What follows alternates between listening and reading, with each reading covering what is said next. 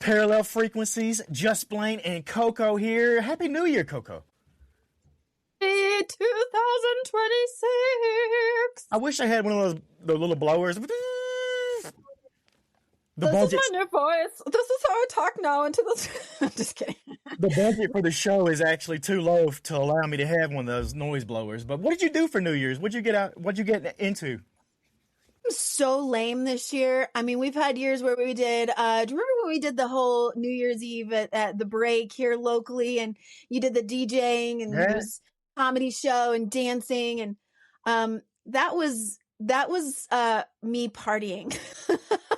that was me getting out and doing something. And this year I did puzzles. Yeah. Until the kids finally, we got to count down midnight, and we did woohoo, and we banged pots and pans on the porch, and then went right to bed. That was you? That was you guys making all that noise? Bing, bing, bing, bing, bing, bing, bing, bing, bing, bing. Man, I heard that all over. And for a place that we live that's not supposed to have fireworks, there sure were a lot of fucking bombs going off in the middle of night. It was crazy around here. People do it.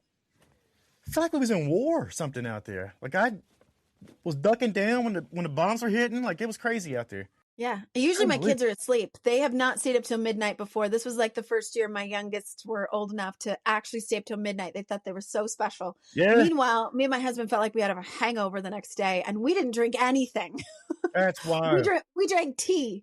And the next day we were like, what was in that tea? They're melting off. Was it some special mushrooms in that tea or anything? Or was it just straight up? Nothing, straight as an arrow. And we were just like, I'm old and tired. Well, you know what it was? We partied so hard to bring in 2025 that it reminded me, stay my ass at home. Yeah. On New Year's. So, but you know what? Me and Lindsay got a treat. Her parents, my in-laws, their kids' grandparents, they said, you know what? We'll come watch the kids. We'll come, and you and Lindsay can go do something. So we got to sit around and look at each other and think, well, what are we going to do? Like, we forgot who we are. I don't even know what to do out there. But you know what we ended up doing was we went to Dreamscape. There. I loved it. I didn't expect that. We were in the one here. I think they got them all over, but we were in downtown Salt Lake City. This place is like incredible. All this junk in there, literally, and I'm saying that in a nice way, but all the junk is trash. And they've made these crazy, oh my God, it's literally a dreamscape. Let me tell you this. I did have an edible or three before I got in there.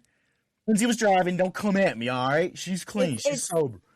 It's the best way to do it. I won't say it's from experience. I'm keeping my lips sealed on that, but definitely is the way to experience the dreamscape. It was wild, but I was not expecting this. Now they had like these crazy hidden tunnels. They had one of my favorite parts was and I'm gonna build one in my house, I think, but it was the pillow fort they built off the wall. I don't know if you remember that part. It was in the little center room. Whew, I can't wait to build me one of them in the theater room. Put me a little old Nintendo in there. Get to gaming. Man. I know. All those spaces I went to, it reminds me of the Contemporary Museum of Contemporary Art. I can't remember. In Scottsdale, Arizona.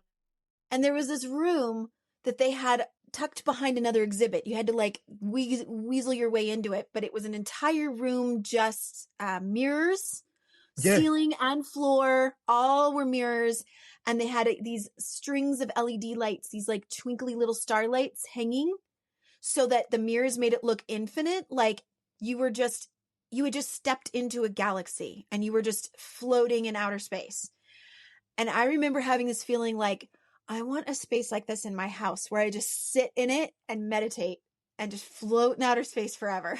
Right? I think me and Lindsay did go through a couple of the places in Dreamscape and we're like, you know what? This is what Courtney would want in her house right here.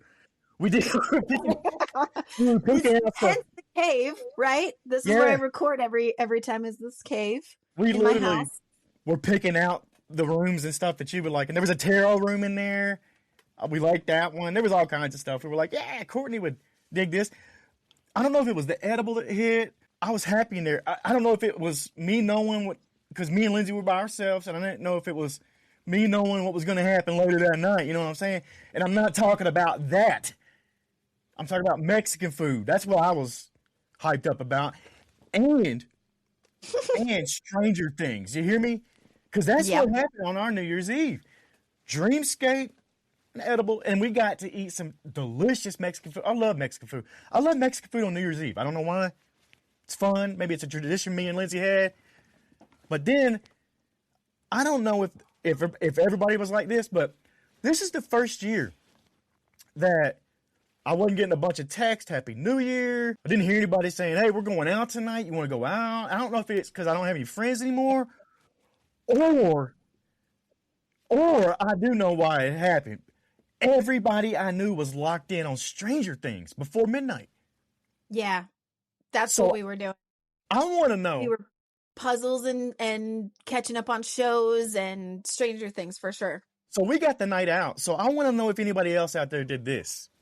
Went to dinner and then snuck back in the house quietly so the kids didn't hear you and go downstairs and watch Stranger Things finale. Because that's what me and Lindsay did. We went and watched it. We snuck back into our own house so the kids didn't know we were here so we'd get 2 hours to watch that finale. I can't be the only one. You know what? I wonder how many lives got saved. I mean, this legit. How many lives got saved because they didn't go out? Because they were sitting at home watching Stranger Things. Midnight hit, and we were in the middle of the episode. I'm like, I don't care. I don't give a crap. Yeah. Vecna's on the screen. Like, I don't care about what's going on at midnight, you know? Like, Yeah. It was awesome. It was an experience. Thank you, Stranger Things. You caught up? For You're all good? Saved. Yeah, did you watch it all? You're good? Yep, all caught up. Ready to do our episode on the recap of season 5 when we get to that one. So stay tuned for that. We're ready. We're gonna get in it. We'll get to that. We'll get to that probably next week because we're at the new year. We got some other stuff we gotta attend to first. You know what? It is the new year. Do you have a deck of tarot cards right there with you? Always. When do I know a deck of tarot cards within reach? I have the good tarot with me. It's like one of those moments that like I could have planned and set it up and be like, hey, you make sure you got the tarot cards on standby. But I knew I didn't have to because you were gonna have them. But you know what I think we should do is a tarot card draw for our show here, Parallel Frequencies, for the year of 2026. What are we looking at? What do we got to look forward to? Is the show going to burn out? Is it going to bomb? What's going to happen? We getting death? Or are we going to just tell us here, Courtney? Coco, you know what I love to do? And for those of you who follow me on social media, Prism Healing or even the Practically Magic podcast, Instagram, I love to do a what's in, what's out tarot reading for the year. So I've kind of pulled just a couple of cards here for us, for our show specifically. What is in, what's out? And yeah, it's interesting. So I'm just doing kind of a mini one here. I just have the three cards, which makes 6 total because we're going to do what's in, what's out for 3 different cards. What's out this year for us? Winged creatures. Okay. Winged angel creatures. Let me write this down. Let me write this down here in my little black book here. Yeah. Not one of those kinds. Not one of those. The Hierophant card being the one that I pulled here. It tells me that other people telling us what to do with our show is out. Out. Get out of here. Don't tell me what to do. We're the bosses. We work for ourselves, so we're not looking to a higher authority figure to tell us what we should or shouldn't do with our show. We'll do what we want, basically. So get ready for that, friends. If you're just jumping in as a fan, you're kicking it off with the right people at the right time, because we're like, no guardrails here. Until the DMCA notices get hit. No, we don't use third-party content. Or until Joe Bob Briggs sends me a cease and desist for stealing his gimmick. It's one of those. I don't know. Yeah. I mean, flattery versus impression. You could take it both ways, I think. But what we're not going to do, what else is out, is self-doubt. The 7 of water comes up, sitting there thinking about how we feel about things and like, do we feel this way? Do we feel that way about things? That's out. So we're not going to do that. Other than when we talk about our shows that we're going to be talking about, because there's a lot of how we feel about those shows. Yeah, absolutely. That's definitely going to be in. And writing on panda bears, it's out. They are not. They're not to be used for writing on people. These are holy, sacred animals, and they need to be treated as such. Stop writing on them like horses. Don't do that. It's out. Hey, guess what's in? What's in? Winged creatures like angels are back in.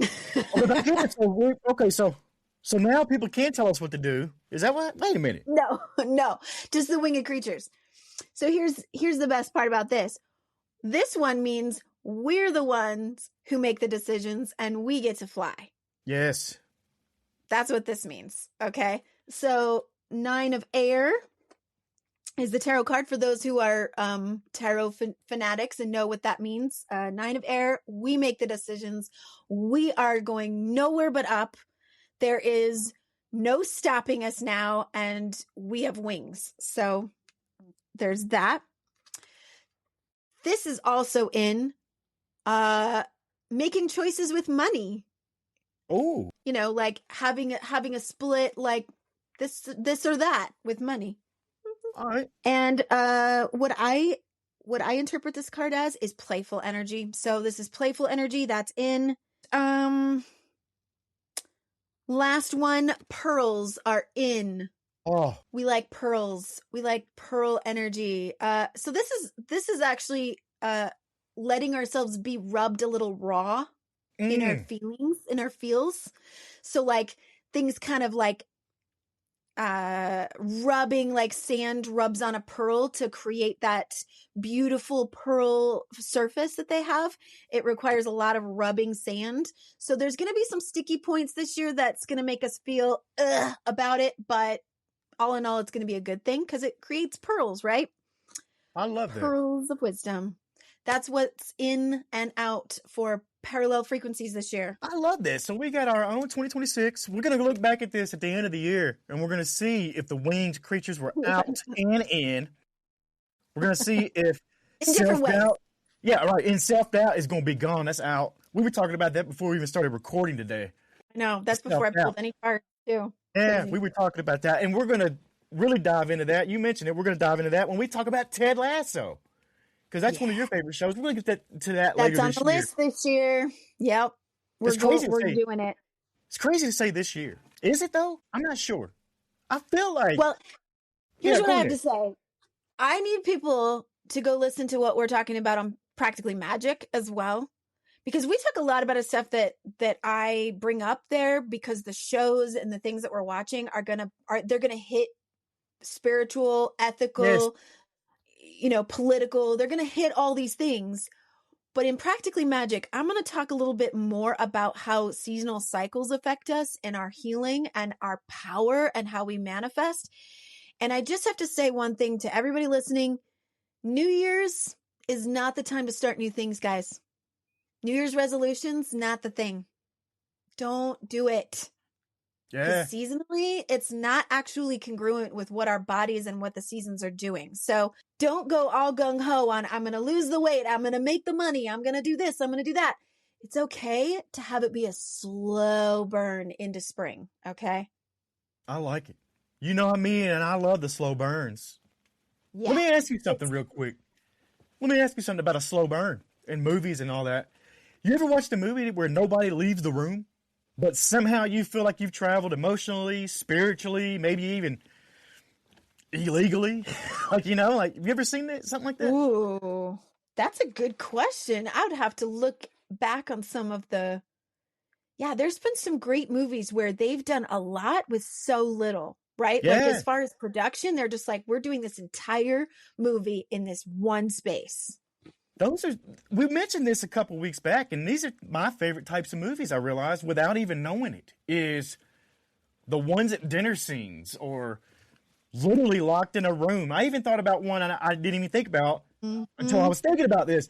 Cube. There's a movie called Cube, and these people, 8 people or something, wake up in a cube, and they don't know how they got there. There's There's 4 of those movies now about this, but they get locked in a cube and they're going through and there's booby traps everywhere and they got to figure out how to get through. There's codes on the wall.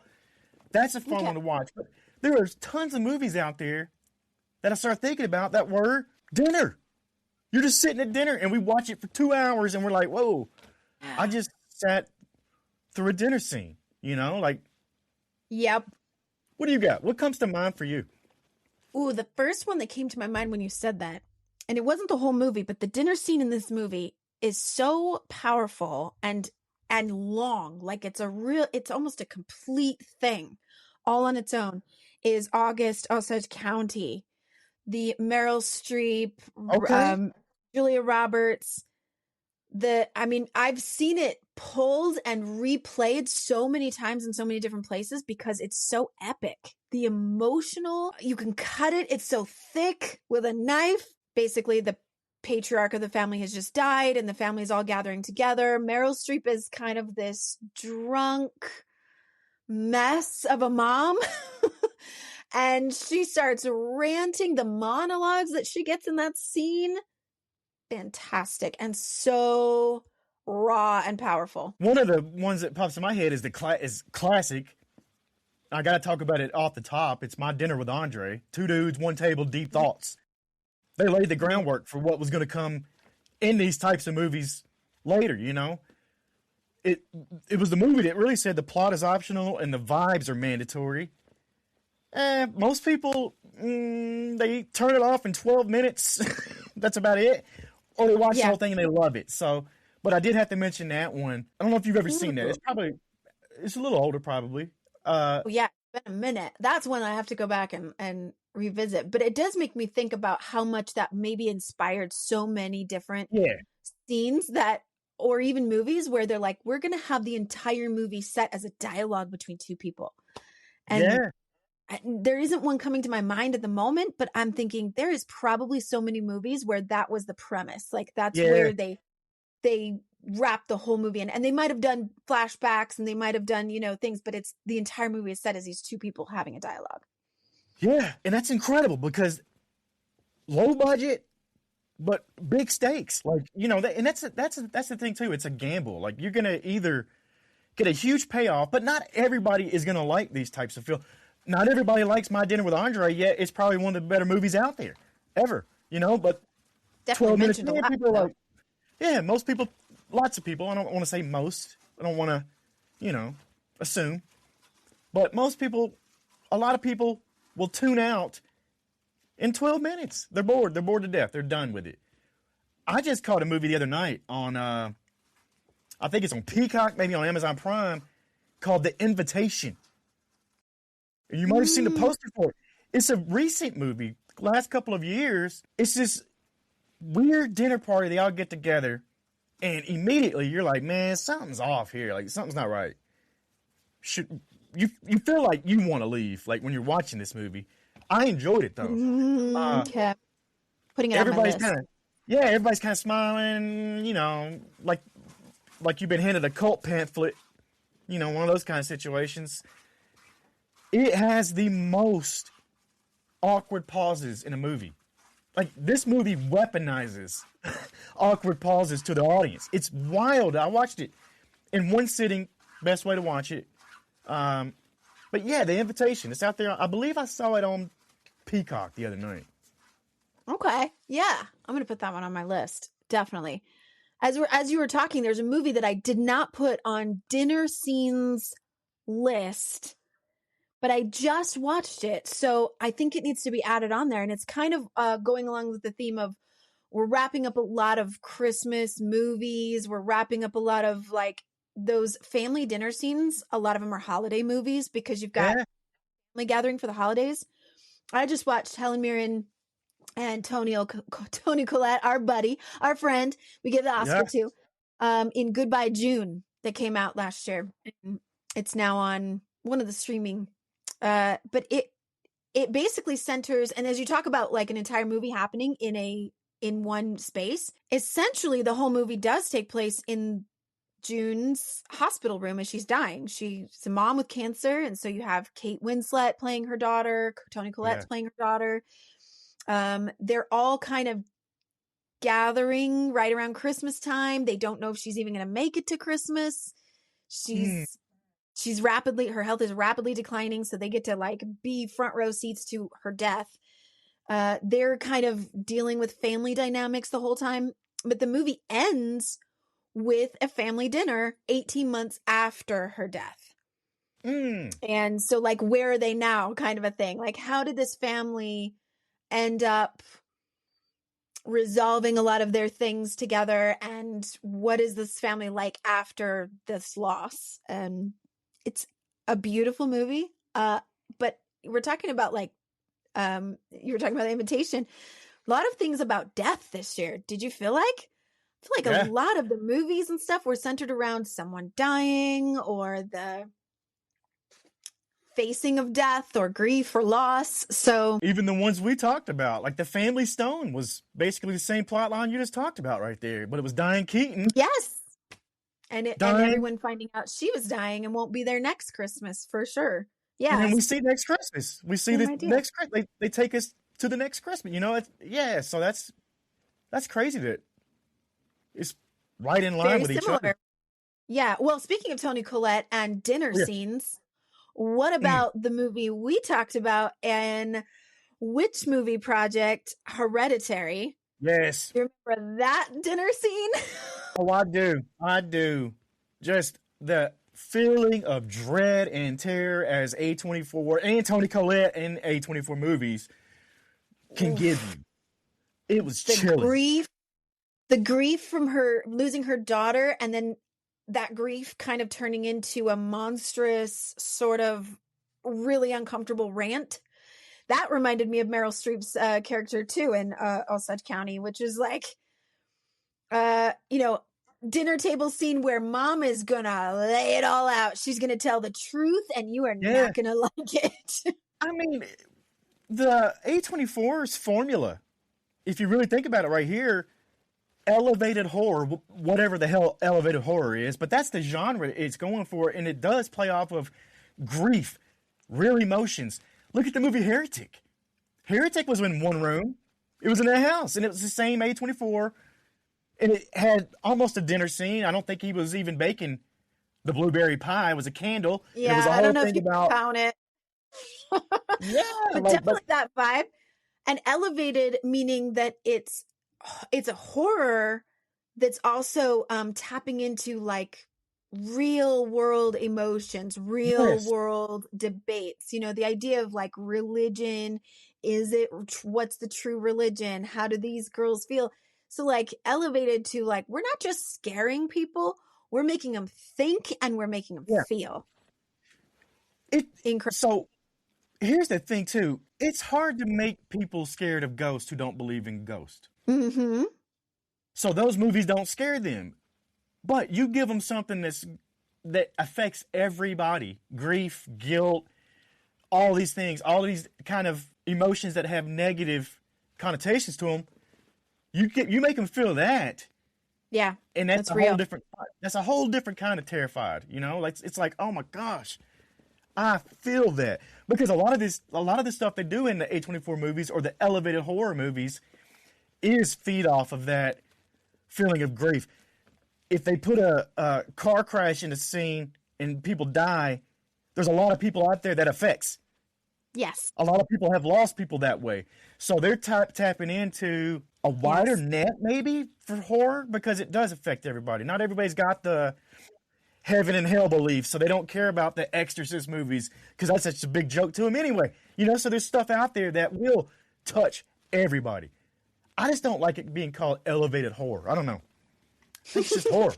It's for the elevated cultural people is what that means, I think.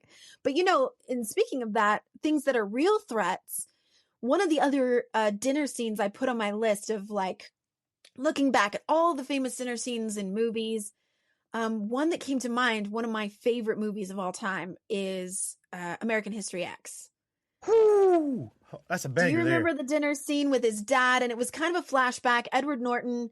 I mean, you see a character and his family and how they've been affected by basically adopting Nazi racist views of the world, and how that has affected their family. How has it affected them, their friends, their neighborhood, all of that. Yeah. And you see all of that, and it's easy to watch the movie and be like, oh, look how awful that is, how horrible that is. I would never be like that. I'm not racist. And then when you get to that flashback scene where he's talking to his dad, and his dad is basically just introducing the idea of like, is the DEI programs really that fair? Yeah. And like, if they hire a guy just because he happens to be black and I'm better for the job, is that really fair? I mean, he's just planting these little racist seeds, showing that it's not about whether you're racist or not. It's that potentially we live in a racist world, and that we are all affected by it and can be affected by it. And so like, when you talk about being scared or like, what's a real threat? That dinner scene came to my mind. It's not a horror film, but it's definitely one that's elevated. It's very tense. Like that's Yeah. a great point. Like it doesn't have to be a horror movie.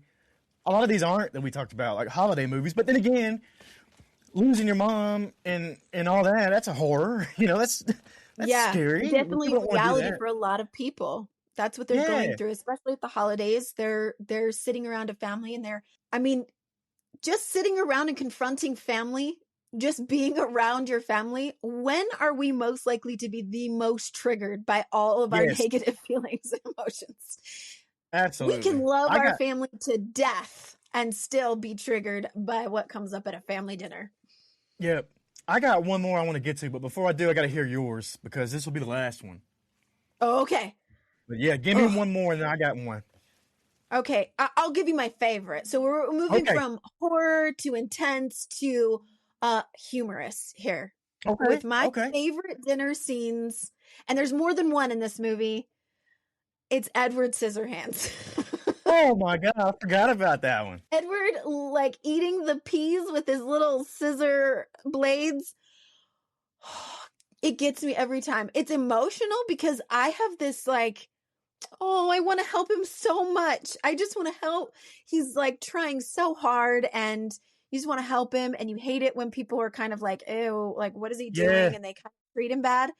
But my favorite thing about these scenes, my top favorite thing is the dad, Ed, because there are scenes where they're sitting around having dinner and they're having conversations, and it's like the dad is having a totally different conversation with whoever.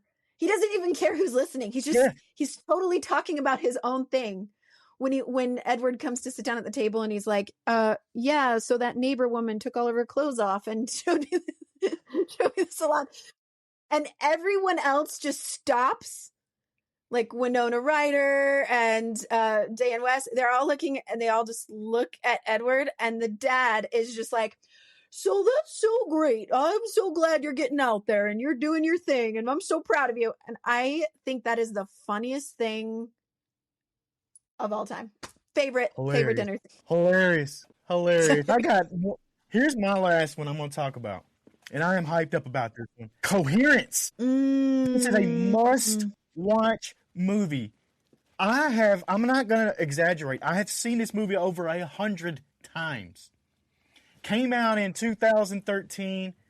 Sci-fi, horror. I don't even want to spoil it all for you, but it's basically a dinner scene. They're at a house for a dinner party, and there's a comet overhead, and things get crazy. I'm talking about ape shit crazy enough that the first time I watched this movie, I started it immediately back over. And I can't wait. I cannot wait to dive in, because we're going to do a full episode about this movie, Coherence. You're going to have to go watch it. It's on Peacock, Amazon Prime, both of those for free if you have the subscription. And I saw that I've been watching this movie for 10 years, over 100 times. I really think that this is one of the best sci-fi movies ever made. It's got plot holes, or it's got stuff going on, but it's only caused discussion and debate, and it's all word of mouth. Like, this movie didn't get any real publicity. And Yeah. I you didn't never hear heard about of it it, till have a you? long time after. Yeah. I got an even funnier story. I was at FanX, same place. You were there too, but it was a couple years back, and I was about to interview one of the only people in existence that I knew that knew this movie was that existed. And I couldn't wait to talk to him about it. Elijah Wood was sitting there, and Elijah Wood put this list, Coherence, on a movie list on AMC or Shudder, something like that, a long time ago, as one of his. And I still don't think anybody has seen it. So I could not wait to get up to him, to shake his hand, and talk about that movie. But I knew what was going to happen. Me and him were going to probably go disappear off, rent a theater, and hold a private showing for whoever wanted to come see Coherence, so that we could talk about it. Courtney, this movie, I'm telling you, it's one of those. I mean, you see me hype up a bunch of stuff, but this one right here to me is in freaking credible. And I'm gonna tell you why we're gonna do a whole episode on it, because I can't believe this. I'm almost shaking. You saw me checking my email a minute ago. I have reached out to James Ward Burkett, the director of Coherence, and he has agreed to come on here and talk to us about the movie because he loves talking about it. He directed this movie, and he's going to come on Parallel Frequencies and talk about this. James Ward Burkett, Jim Burkett. We're going to talk about all of his other projects he's got going on, too. I know he's got some Kickstarters and stuff going on. I am hyped up. I'm seriously hyped up because I'll get to ask him the questions about this movie, and I want you to go watch this movie. Yes. What better way to deep dive? Let's get the director. And I want to preface it by saying that sometimes no answer at all is the best answer, and that's what a lot of this movie did. So I hope he comes in and says the same type of thing. I hope he's like, you know what? It's up for debate. It's up for discussion. I don't want him to come in here and have to answer if that's not what the intention was, because some of the best movies out there leave it all up to your mind. Some people hate that stuff. They're like, oh, I just want a clear-cut ending or a clear-cut beginning, whatever it may be, and you don't get that. Jim Burkett, I'm telling you, I'm hyped up. I'm excited. We're getting the director of this movie come on with us. This is a big movie. It was an independent movie. Oscilloscope is the film company or whatever that put it out. I'm probably pronouncing that wrong. But I have broke down this movie in my mind, and now we're going to actually get to talk to the director himself in the coming weeks. I don't know when it'll happen, but be on the lookout for that. That's big news. That's breaking news to you too, Courtney. That's amazing. I was going to ask, so we're going to do some scheduling on what shows are we going to talk about on what days of the week, starting with our official launch of this show. So would you count this one as like movie from your childhood classic, or is this a deserving of its own category? Own category probably for this. We may have to add a new category to our list because it looks like we're going to start having some bigger name guests come in. Yeah. And I don't want to have to turn a guest away because we're doing Just Blaine's Trailer Park, So yeah, no, we have a lot of flexibility and a lot of things to cover, and I am excited. I think there's going to be room in our schedule for a free day where whatever we want to talk about is that day, or if we have a guest, we get to plop it into that day. So I'm excited to put this all together. It's going to be amazing. That's a big pickup. Literally got the email directly from James himself, Jim. Maybe he goes by now. James Ward Burkett. I cannot. I'm so excited. But you know what today is? So excited to have James. Today we're going to do Just Blaine's Trailer Park. Just Blaine's Trailer Park coming out right now. We got a intro song now, I think. Now, I've talked about my buddy Toddy Locks in the past, and he did a show over the weekend. He's a comedian. He's retired military. I'm going to put that first. He's retired Air Force. Me and him were pro wrestlers together. He was my manager for a while, but Toddy Locks, a lot of creativity. A lot of my creativity got unlocked because this guy allowed it, like he was already doing it, and he kind of showed a lot of others it's okay. It's okay to be weird. We are the weirdos, mister. You know, like that's where Pave the we way. stood. Yes. Yeah. But let me show Pave the you way here. for He the did this rest of thing. us. He's in Omaha. He did this thing for Backline Comedy. And I think they got challenged to do something. And I think we're gonna use this for Just Blaine's Trailer Park's theme song. I don't know if it really goes along with it, but check this out. They rapped on top of a trash heap here. Oh, that's Party Off there with the overalls. You wanted us to do a rap song standing on top of a compost heap. We did it. Let's go. Green and brown, brown and green on the ground in the sea. Right. Need a healthy mix of everything found in between. Fruits and veggies, coffee grounds, cardboard and leaves. If you do it all correctly, then your towel won't stick. Avoid the blues and the green. Wait a minute. Purples and pink. That's not right. Cut all that meat. Pour the milk down the sink. Okay. Keep your food out the landfill. Methane levels shrink. Let the earth keep circling like it's skating the ring. I got the worms in the trench and they eating the trash. Turning garbage into gold, baby, stacking that cash. Stop, drop, put them scraps on top. Let it rot till it cooks, man, you ain't gonna stop. You wanna see the garden grow, gotta feed the roots. We stomping on these piles in these Doc Martin boots. Oh man, the sync up right there. The sync up to the boot dropping and the beat that put it over the edge for me. That's my buddy I like Tylox the little right there. camera shake too. Yeah, you know what's even wilder about this? And I think I'm getting this right, but my buddy's real name is Todd Graves. And the other guy in this video's name is Todd Graves, I believe. Or Todd Dillon. They got the same names. What? Crazy. I mean, it's a common name, but that's it. That makes it even wilder that's two common names and they're both exactly the same. Is this like a split universe kind of a thing, or is this there's something happening I don't know. That doesn't just happen. I think them two guys, they need their own show. They need their own podcast. I know a guy. Todd. I know some people that can help him. Now let's get to Love it. Our first trailer. I'm going to play this one right here. Video games transcend reality and provide us with an experience we can only imagine. Yet many of our favorite characters are based on stories that preceded us. I'm Latham Hallgren, and welcome to Pixels from the Past, where we will uncover popular video game characters' historical inspiration. Excavate the past with me as we discuss our favorite characters and how their pixels came from the past. You can find me on Apple Podcasts or anywhere you like to listen to podcasts.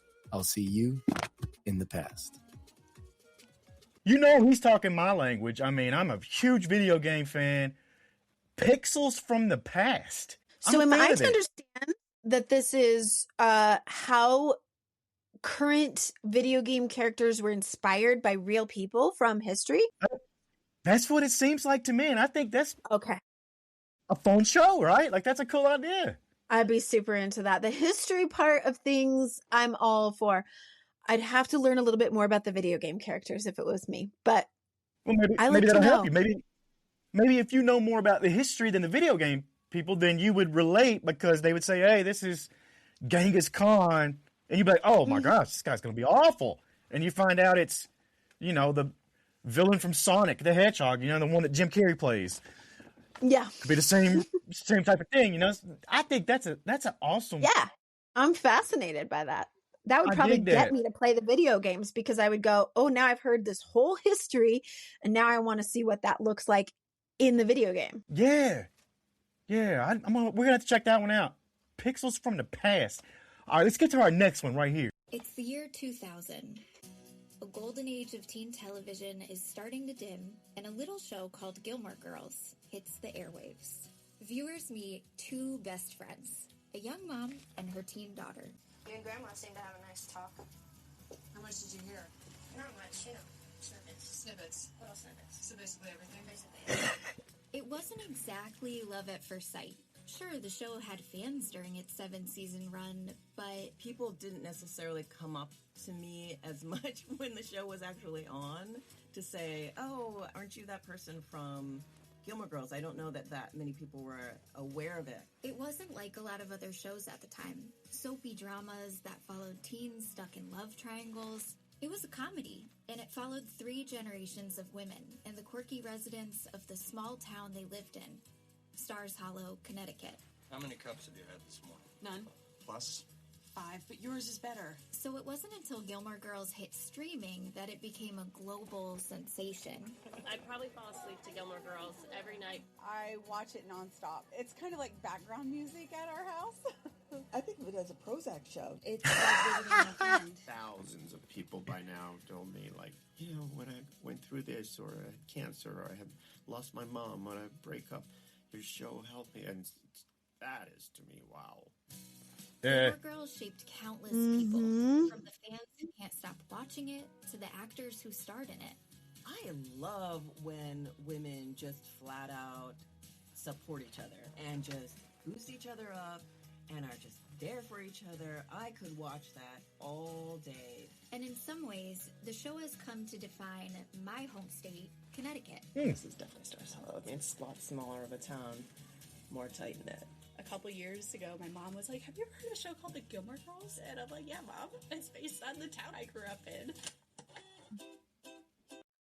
So how does a TV series that ended nearly 2 decades ago continue to resonate with new generations of fans? And what does it tell us about who we want to be as friends, parents, neighbors? Underneath it all, the thing that is undeniable is that we love each other. The show is very much about a community and a sense of community, and I think people are lacking that, and perhaps they're yearning for it. I'm Chloe Wynn. This is Generation Gilmore Girls, a 3-part podcast about the TV we love and how it shapes us. Well, Gilmore Girls changed my life, which was not supposed to be the case. From Connecticut Public, the station that brought you Generation Barney. It makes you feel good. It does, yeah. It does, yeah. Coming December 2nd. Follow us wherever you get your podcasts or at ctpublic.org/Gilmore. Okay. All right. Okay. You tell me. I guess this is the universe's sign that I need to start watching Gilmore Girls. Did you ever? Was fully aware of it. I know that that's where Melissa McCarthy kind of got her fame, like her start. Yeah. And I'm a huge fan of her. Man, who isn't? She's amazing. I do know that there was a big boom of watching it again during COVID, and that became kind of people's lifeline. I know that it had a huge influence, maybe more so than when it was originally on. And so I'm very happy for that. And if it is as amazing as everybody says, and I've only seen scenes, I've only seen little parts, which, you know, I just felt like it was, when it was on, it was like one of those feel good WB type shows that I was not really that into and didn't give it a chance. But I have a good friend, April Cobb. I'm going to give her a shout out right now. April Cobb designs fabric. She made a locally famous Daybreak fabric that she sells at the farmer's market. So she makes, you know, tea towels and whatnot out of this fabric she designed. And she made her great mark in the world by making a Gilmore Girls fabric. And that really took off. It was very, very popular.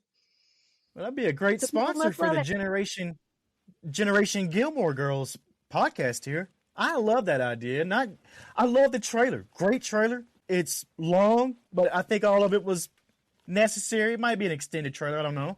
I loved hearing all the fandom.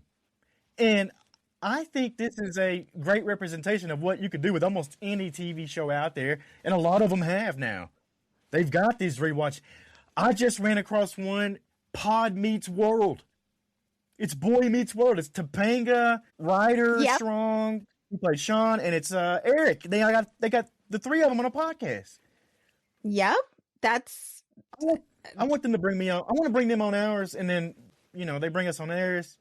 That'd be fun. Yeah, I want to talk about their shows. And I mean, well, truthfully, the very first podcast I ever listened to back when podcasts were just kind of up and coming, like just starting out, my very first one was an X-Files rewatch podcast, breaking it down one episode at a time. And it was Kumail Nanjiani's X-Files podcast. That was the first podcast I'd ever listened to. Someone knew I was a big fan of X-Files. They were like, you gotta listen to this podcast. You'll love it. He's basically just a big fan of the show and wanted to just break it down one episode at a time. So he just does, a rewatch, his thoughts and opinions, a summary. And, I mean, I'm such a big fan of the show. I loved that just as much as the show. That's right? Incredible. Yeah. I want to do that with Cheers or something. That's the one I'm looking at. We have to do like 200 something episodes. That'd be wild. Yeah. Yeah. Now, I got one more podcast trailer for us today. This is a special one, though, because I was getting concerned and worried, people saying AI is going to take our jobs and all that. And I just wanted to see how close we are to AI taking our jobs. And what I did was work with ChatGPT and Sora to give it a prompt, and then it spit me back out a video, okay? And I said, well, we got to do parallel frequencies. So, hello there, ChatGPT. Could you please make me a podcast trailer for parallel frequencies? This and this is what we got. You're listening to Parallel Frequencies. I'm Jay. I'm Lila. And we chase the sounds that lead to other worlds. What if a single tone could open a door? We found out. Because we walked through it. Join us for unexpected connections and real conversations. Now, I don't know. We're nowhere close to losing our jobs on making stuff. Now, first of all, the biggest thing there, I think, to me is, it turned us black and changed our names. I don't know. We're ChatGPT. I'm not sure. And that's what I'm saying. Who are these people? That's what I was thinking. But they gave us a whole premise to a show, like hearing some sonic sound that makes it. I'm like, where'd they come up with it? I would watch this. I would actually probably watch this podcast, listen to it. Yes. Do you know what I'm starting to think after I hear that? I'm starting to think if there is a code to open a portal, it would be 2 sound frequencies, like parallel frequencies. I'm starting to think that there's something to that, and it's got me a little worried. Let's check that out again. Let's watch it again, because you got me scared now. I don't know, and I don't know what SPPDISDAY with a Spotify logo is, or that's Google Play. But You're listening to Parallel Frequencies. I'm Jay. I'm Lila, and we chase the sounds that lead to other worlds. What if a single tone could open a door? We found out. Because we walked through it. Join us for unexpected connections and real conversations.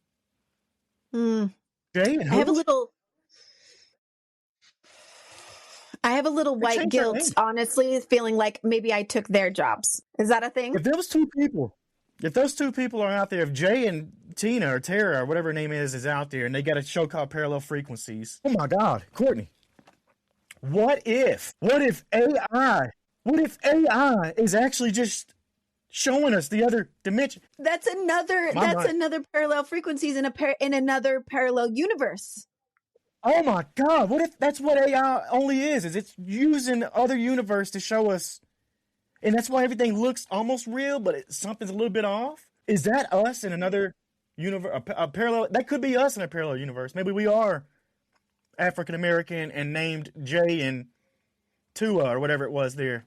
I don't know, but I like her glasses. I kind of like, maybe I should start wearing glasses. I like that. But I don't think AI is anywhere close to taking our jobs, but maybe it is giving us a portal to another dimension to be able to see in, because, oh man, I've got all kinds of questions now. Well, if they're better at the job than me, then I apologize. I apologize for taking the position that we created ourselves, and here we are.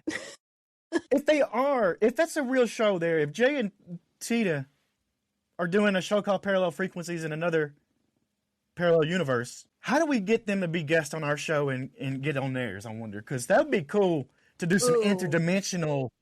I've done a lot in podcasting and in radio. I've never done an interdimensional interview. That's what I want. I want an interdimensional interview in 2026. Mm-hmm. With the fun, right? alternate version or alternate podcast hosts of this podcast. Maybe that's not us, but they are the podcast hosts of this podcast in a parallel universe. So we, in that universe, are making compost heaps in some or whatever we're doing. So you're saying that the IP parallel frequencies crosses universes, but we don't. We got a big show. We don't know what we're doing in that universe. I don't know. That's true. I don't think that's me, but I think maybe it's. I can tell you. We better stop this talk right now, because you watching Coherence and us talking to James Ward Burkett, the director, is going to be a lot similar to what you're talking about right here. So we better kick this. But we better get on out of here and go check out those podcasts, the real ones I played for you. Go check out the Gilmore Girls, Generation Gilmore Girls, and that Pixel, what was it, The Last Pixel or whatever? That's awesome. I love that. That's it, though, for today. We'll see you guys tomorrow. Just Blane, Coco, Parallel Frequencies.